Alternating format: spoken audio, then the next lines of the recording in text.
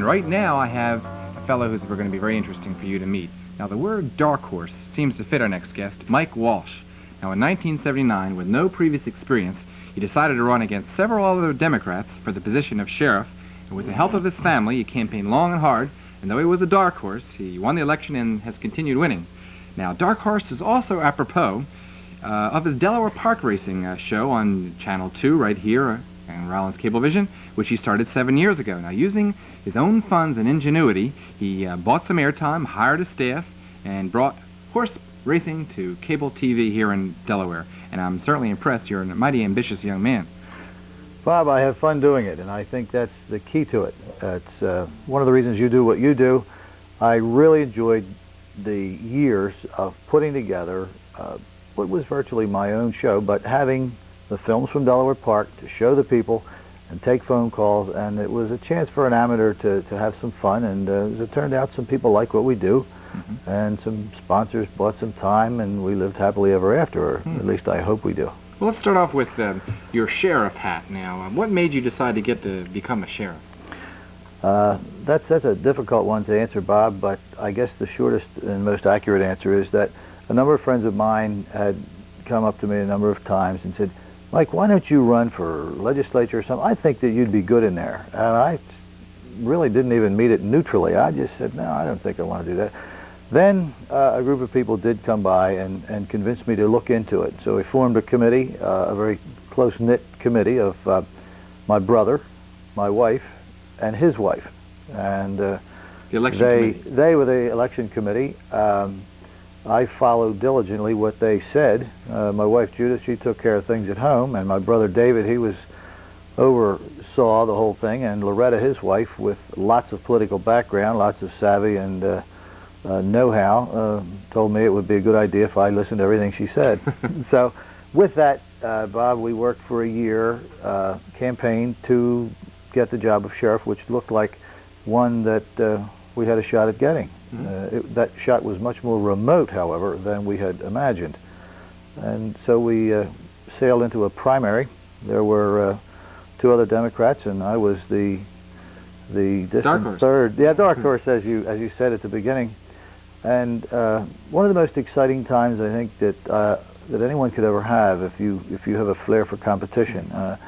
I had sometimes forgot that there was even a job at the end of this. It wasn't the quest for a job. It was just caught up in the competition every day of seeing people, and a whole new world opened up. It was different. That's a different way of living, being in a campaign. Now, what are your responsibilities as a sheriff? What do you do day to day? Well, right now, Bob, the responsibilities of sheriff, first off, it is not the gun-toting, horse-riding, flamboyant fellow who was reminiscent of the Old West. It's a paper-pushing job, actually. There's lots of papers, and we serve the courts. We serve Superior Court, the Court of Common Pleas. We do a lot of work for Family Court, Attorney General.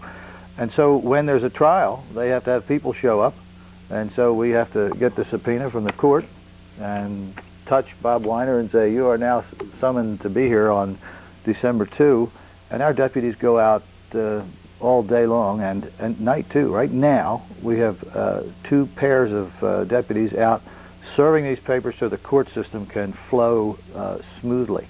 And that's our job, to make sure that people show up for the trials. Now let's talk about your horse racing career, which is another sideline. Now, how did you get the idea for that show? It wasn't as creative as you had made me out to be. I ran into one of the most interesting fellows that I have ever met, Frank Baker, who was a master here at Channel 2. He was the station manager. And I met him playing handball one day, and I said, I saw you on TV last night doing that show. I think that's great. I'd like to come down and see how you do that. He said, come on down. The next day I went down. He says, well, look, there's no use you sitting there.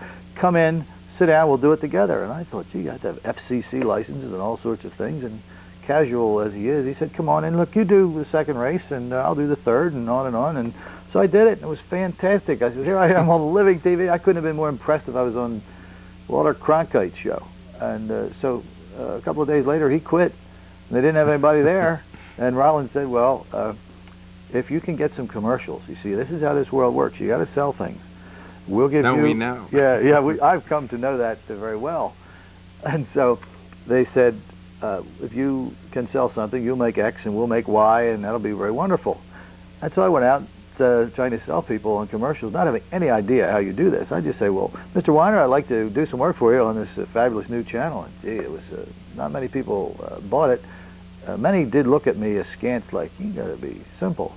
You got to do what for me on TV?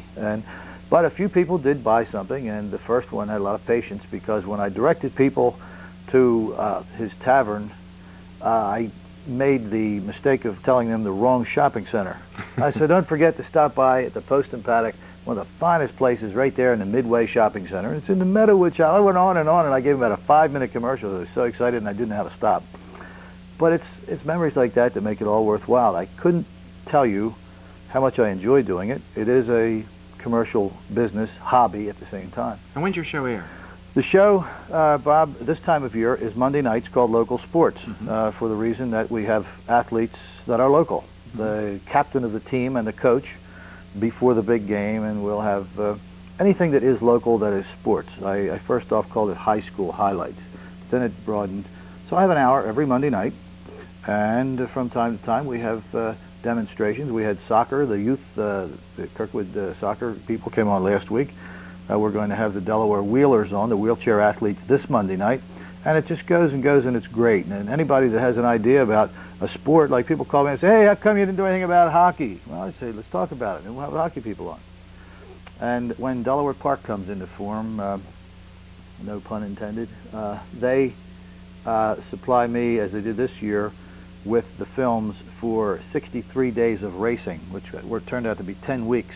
They were dark on Thursdays, and I filled that in with something else to keep it going. So 71 straight nights I was on this summer, with a show that's as easy to do as it is for you to sit here and talk with me, which I hope is easy.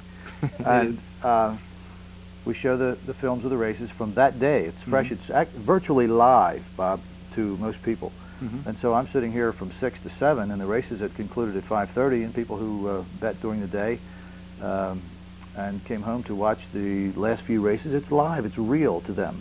And they call in and tell me what they think, very candidly. I have the jockeys, the owners, the trainers here, and it's a big thrill to me. If I were a millionaire, which I've stated before when someone asked me about this, I would do this show with the same vigor that I have now. And I just love, even do the commercials, because I like it when somebody says they went down to George Hobbs, or they went to Pantalones, or they went to Augie's. I like that. And so I had fun, and I'm having fun here tonight, and I'm just glad you asked me. Well, Mike, thanks for coming on our show. You know, you're an interesting man with an interesting lifestyle, and I can commiserate with you because as an attorney and doing this TV show, I know what it's like to be busy all the time planning the show and doing a regular career. I wish you the best in your future careers, and stick around. Right now we're going to hear from Vivian Barton. Now, she's a classical cellist. How are you on cello? I know about as much about that as I know about the Helsinki Accord, so let's both watch it.